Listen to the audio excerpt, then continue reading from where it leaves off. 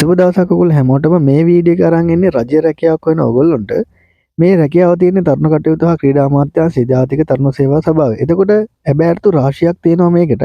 එතකොට මේකට දක්වන්න ඕන සියලුම දේවල් මම PDF එක ඔයාලට බලා ගන්න ඕන PDF එක මම ඩවුන්ලෝඩ් කරගන්න ලින්ක් එක දාලා තියෙනවා ඩිස්ක්‍රිප්ෂන් එකේ ඒක ඩවුන්ලෝඩ් කරගන්න. එතකොට මේකේ තියෙන රැකියාවට අදාළ සියලු විස්තර ටික මේකේ PDF එකේ පැහැදිලිව දක්වලා තියෙනවා. එතකොට එක එක රැකියාවට අදාළව සුදුසුකම් අධ්‍යාපන සුදුසුකම් පළපුරුද්ද මේ සියල්ලම දක්වලා තියෙන වැටුප් පරිමාණය වගේම එතකොට මේකේ අයදුම්පත් බාර ගන්න අවසාන දවස විදිහට 2026 2/3 වෙනිදා දක්වලා තියෙනවා.